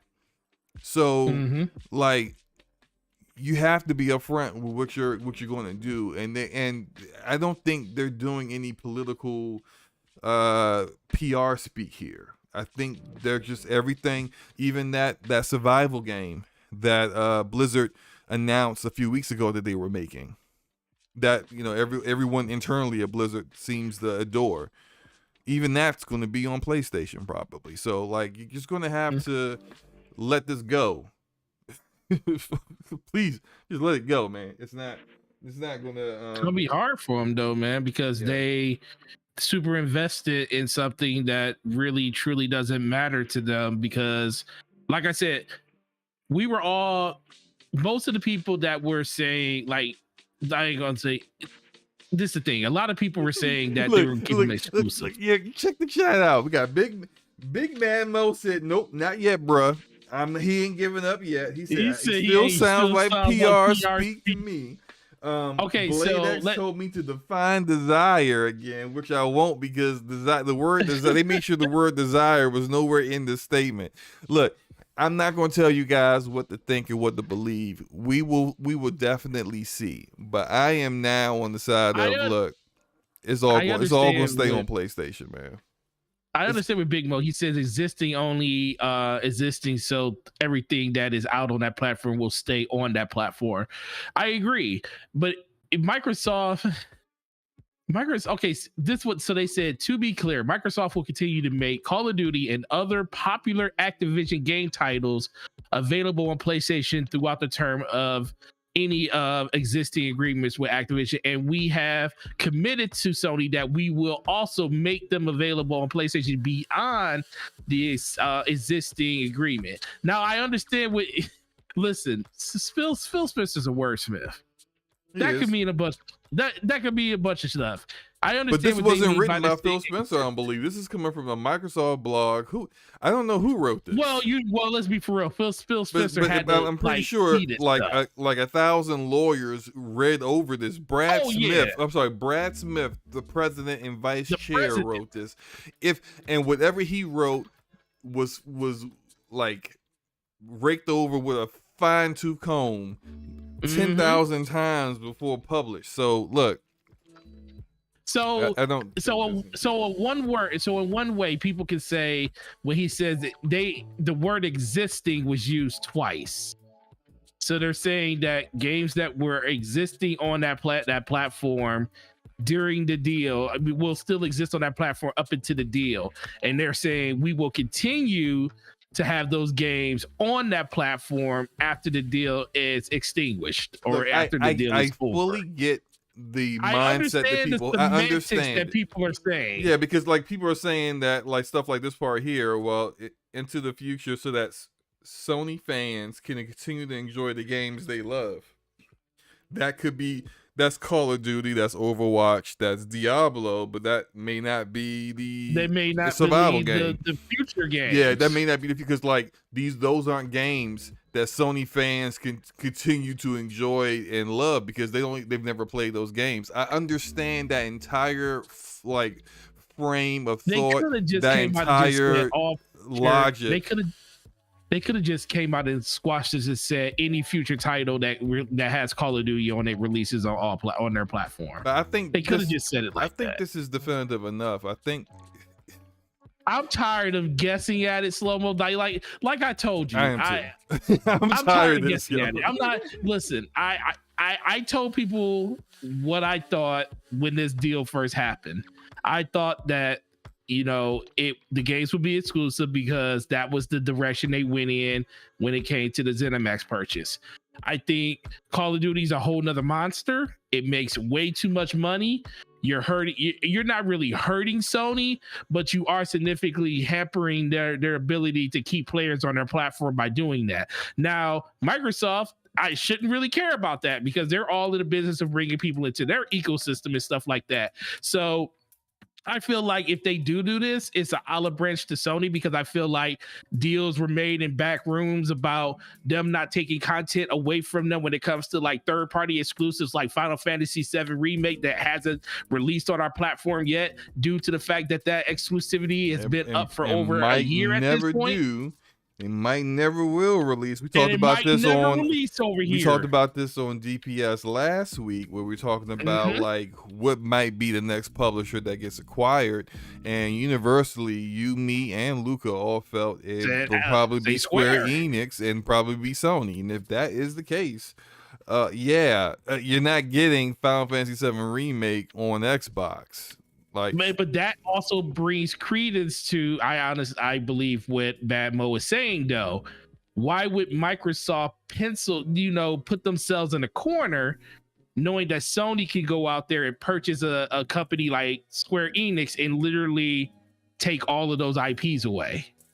Well, what if there was an agreement put in place that that's the only thing I'm saying. Any future publishers that are acquired that they will remain multi-platform, which is what we're seeing with Bungie, and now what we're seeing with Activision. I think that's due to what Bungie wants, though, not what Sony wants. Unfortunately, that could definitely be the case too. But I think people keep adding Bungie into that scenario because it's. A lot of people think this was reactionary on Sony's part, where it wasn't. This deal was put into place way earlier. They've been talking to Bungie for over 6 months, and this deal with Activision literally just started like 3-4 months ago. So since December. Yeah, they were negotiating with Bungie before Microsoft was negotiating with Activision. I think people need to really stop thinking, and not saying you, but I've been hearing a lot from people on Twitter and other places and in their videos. Don't put Bungie in the situation where they force Microsoft's hand by purchasing Bungie. No, Bungie literally forced Sony's hand. It was like, you need us more than we need you. That's basically what they told them. And they came up with a number that was financially good for them. And Bungie still kept the IPs. Well, Sony owns the Destiny IP, but Bungie has full control of it. And if anything was to ever happen, like a split, Bungie wouldn't lose it. Bungie would still keep it. I also still kind of look. I don't mean to rehash our argument last week, but we haven't seen the contract. You know how like a lot of times there's always like gotchas in these contracts, like the gotcha mark. Yeah, like I remember seeing a developer talk about how he lost the IP of his game. He had this long Twitter thread, and long story short, he had negotiated to retain ownership of the IP of his game, but if he missed like a deadline, he would lose ownership of the IP. and he didn't really like fully read his contract that well, and like the publisher the Spider-Man stuff with the movies. Yeah, like it reverts back if they don't if they don't make movies every so years. Yeah, every few years, right. And so we don't know if there is some kind of, not necessarily gotchas. I think gotcha kind of makes it sound negative. It would be nice if it was a gotcha though. I mean, look, for Sony, yeah, but for us, does it really matter? I don't know. No, but it doesn't matter to us. But I think I kind of feel like Sony might have something in there where they're just like, well, if XYZ happens, then when you leave, you don't keep Destiny. You're walking out with nothing. That kind of deal. Like you just never know. But like, but up front right now, with everything expected to be satisfied on both sides of the party, that they will, if they decided they wanted to break from Sony and buy back their independence like they did with Microsoft, they would keep the IP. Like, yeah, sure. Yeah, like I can see that kind of stuff in the contract, but I guess that's something that maybe we will find out in the future, but just clearly not right now with the deal not being finalized yet. So are we thinking that, okay, so I don't want to guess on this. So we got to stick with one or the other, Slow-Mo. We got to stick with it. We got to stick with it until we see it happens. Are these games, because like I can see Bad Mo's point, the wording is kind of vague, and I mean it seems very straightforward, but then they didn't make it straightforward by not just coming out and saying exactly what it is. So let's put our stake in the ground. Officially, what's going to happen with Call of Duty, and what's going to happen with these Activision games and Blizzard games once this deal is finalized? I think once this deal is finalized, everything that Activision Blizzard does will be on all platforms. That's what I think is going to happen now. I don't think that was what they intended originally, but I think that things have changed in the past month or so, and I feel like that's the game plan going forward now. And so, as I said before, it's a win-win regardless. So they're going to make a ton of money either way, but I feel like they've gone to Plan B, and Plan B is keep it on everything. So yeah, that's what I'm gonna stick with. Okay, so Big Mo says when the deal is done, exclusives except for games and services. Dying on that hill. Okay, big man Mo. On the hill. Listen, we gonna have talks when everything comes out, man. We'll see. He's dying on the hill. Hey man, he might be. Hey, it's a lot of other people that's gonna die on that hill with him, and I'm with him. And the biggest thing is, I really don't have to. I think I'm gonna pick the fact that I do think that Call of Duty will not be exclusive to Xbox, but I do think there will be other IPs that will be exclusive. I think a lot of. So you think it's going to be more of like the stuff that has never been announced yet, brand new IP kind of stuff, not Overwatch, not Diablo, not like if they come back. Do they own Spyro? They do own Spyro. So if they decide to do a Spyro, they decide to do another Crash, that likely will be on I think it would be exclusive. I think that would still go to PlayStation. I think games like I think it's more going to be on the Blizzard side of the stuff that's going to be Xbox, because I think just the inherent ecosystem of PC and Xbox being kind of tied together, and Xbox really putting a foothold into allowing you to play keyboard and mouse on multiple versions of their games on console. So I can see like when they do StarCraft and stuff like that, and they do bring it to console, because I do think that's going to happen. I do think that's only going to be on a Microsoft platform and not a PlayStation. So I do think there will be games that will be exclusive to just Xbox and PC. But I also think games like Crash and Spyro, games like that will hit the Nintendo platforms. They will still, because people didn't realize, they said it very, very slightly at the end. They are also going to support Nintendo. And Nintendo's going to get some of those IPs. I can see Overwatch still going to Nintendo and stuff, because Overwatch 1 was over there. Spyro was over there. So was Crash Bandicoot.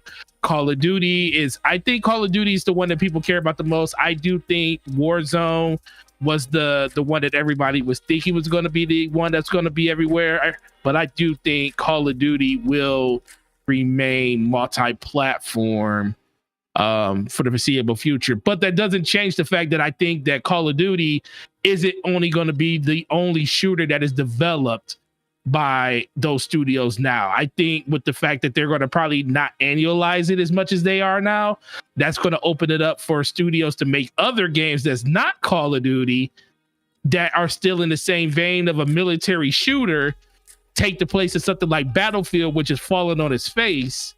And I think that's where you're going to see those exclusive games come in to the Xbox ecosystem that were being, raised through Activision, but brung over to the Xbox because there was nothing that was actually announced to be on multiple platforms in the first place. We'll see. That's what I think. Yeah, we'll see. I'm not about to. But we all win, like you said. That was the biggest thing you said, though. It doesn't matter because if you're on Xbox, you're literally paying. You can pay $70 for it, or you can pay the price of your Game Pass subscription for it. And right there, you're winning. Literally, You're winning. Without a doubt, you're winning. Yep. I definitely agree. That's the last topic. I think we are all done. They're actually done a little earlier than usual, which is shocking. This is shocking.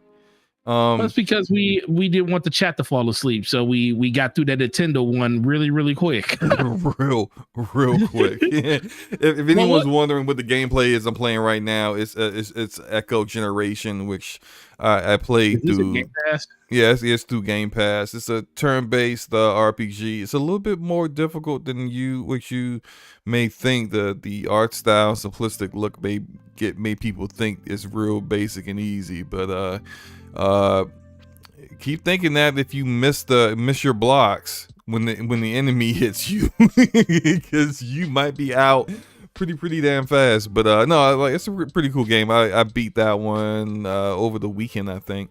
It was not bad, kind of a dark story, despite all the children that's in it, but also humorous. So I thought it was pretty cool. Not a bad game at all. Blade X says all the games are coming to PlayStation.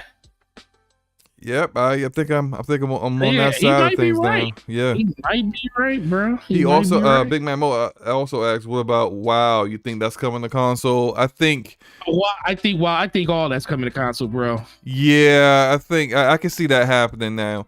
To kind of help WoW get a new player base, but in order to do that, they're gonna have to change a lot of things with it. They're going to need to get way more developers working on WoW than they currently do right now.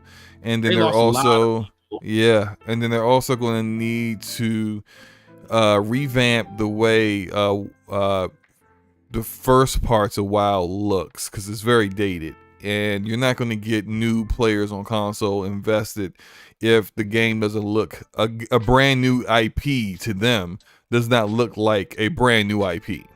You know what I mean? Like, it needs to look a little bit more. Nola Origin says, I think Microsoft owning Activision Blizzard might stop Sony from doing some of those dirty third-party deals.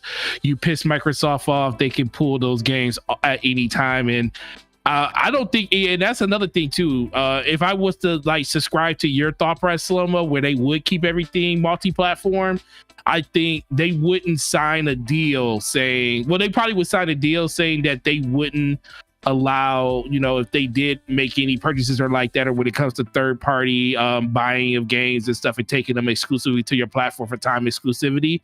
I can see Microsoft putting that in writing, saying, hey, we'll do this only if you stop doing this. And if you do this, we reserve the right to pull our games off your platform then. I can see something like that being negotiated in the background, not in a hostile way, but in a way like, okay, we got something you want, you got something that our players want, so let's come to an agreement and finalize this. Because I do think Phil Spencer does believe that Sony is very important to the industry because they're the market leader.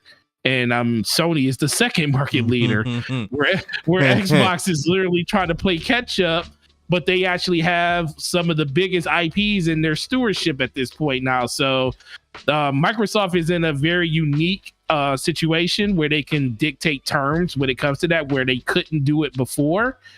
So it's going to be a very, very good. I think this is going to be a really good generation. Honestly, I think the competition is through the roof from all of these developers and all these publishers, and I think it's about that. It's about time for that.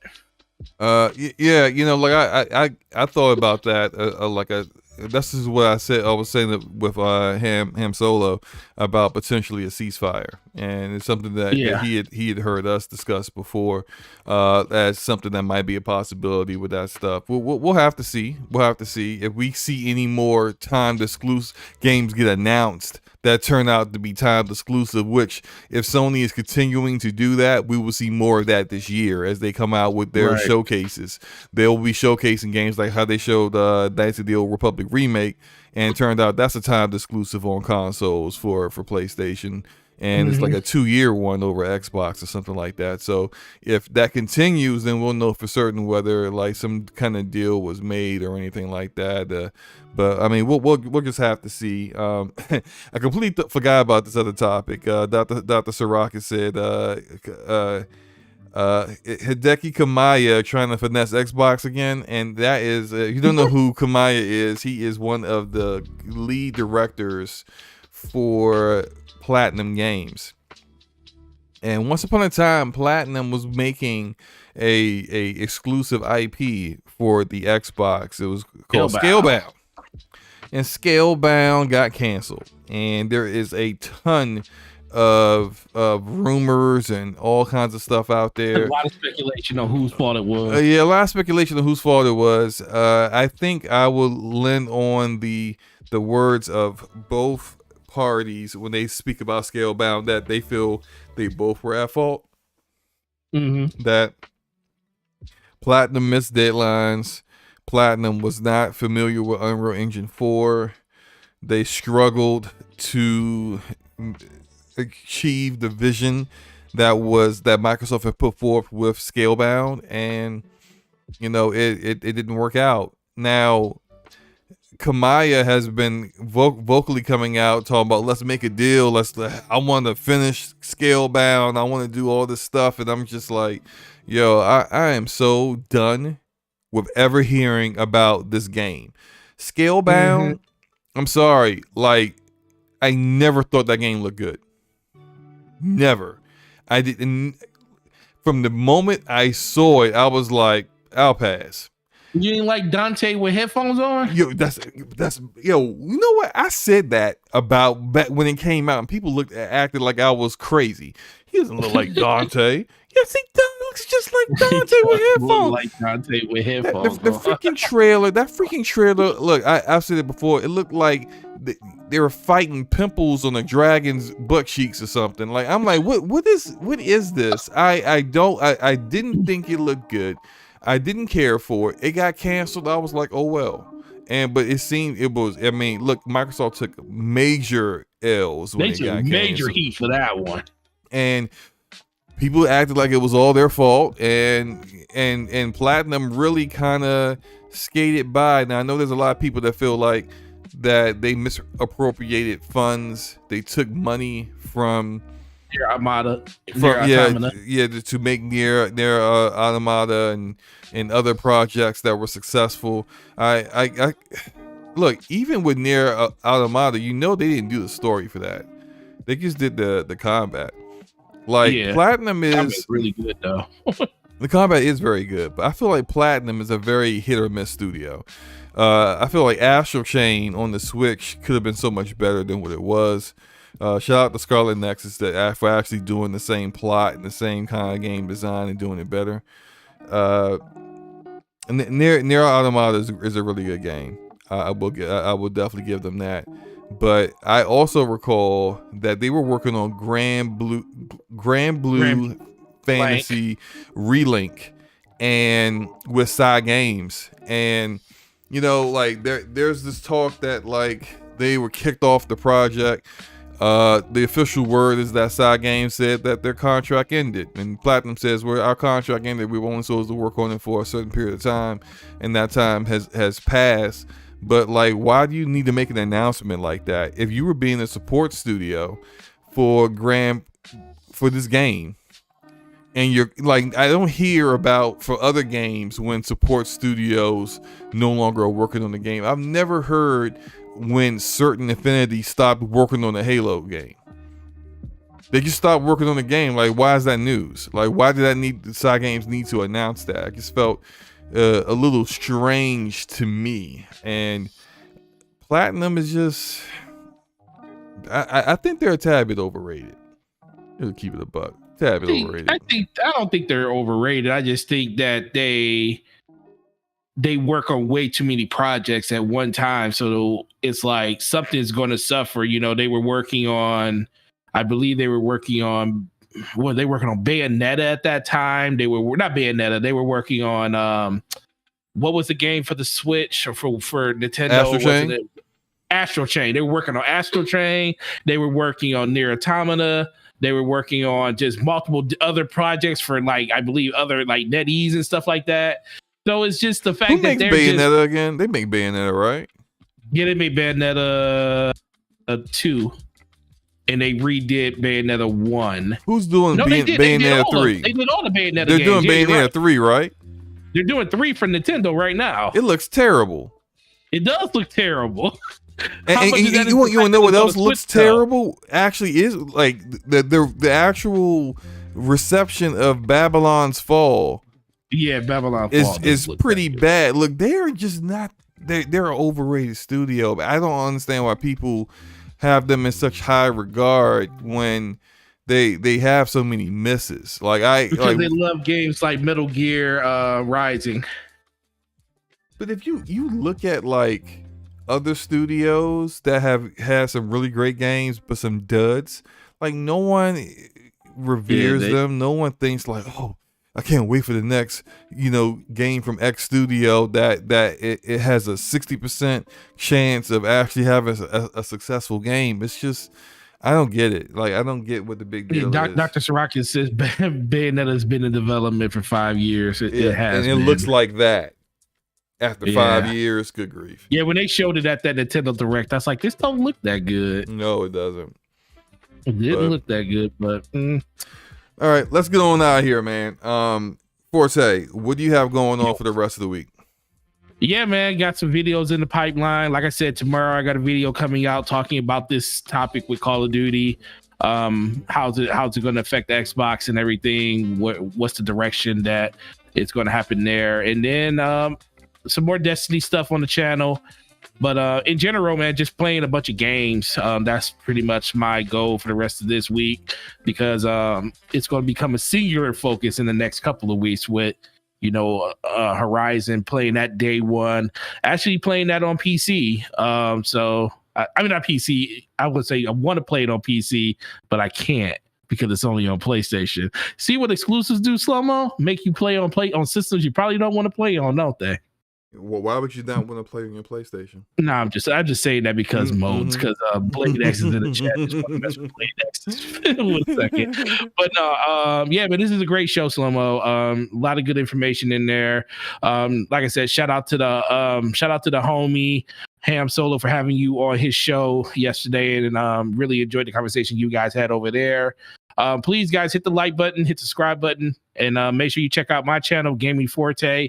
On YouTube, check us out. Check me out on Twitter at gaming_Forte, and DPS podcast episode 71 will be on my channel next week, and hope to see all you guys there. Y'all have a good weekend, man. Enjoy the games you're playing. Yep.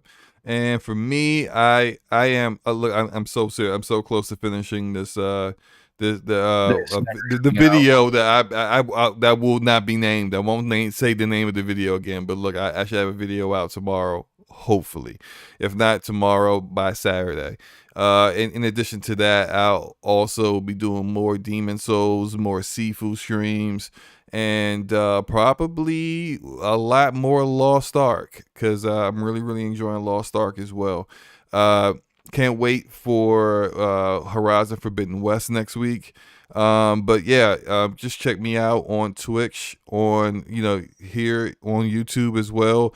Twitch is the same name. I go live usually around lunchtime. I do it lunchtime with Slow-Mo, so come on through if you haven't joined me before. We just hang out, play some games, just shoot the breeze. It is what it is. But we appreciate everybody for coming through. You guys are awesome. And we'll get up out of here. It's about that time. So you guys take care and enjoy your games. Peace. Peace.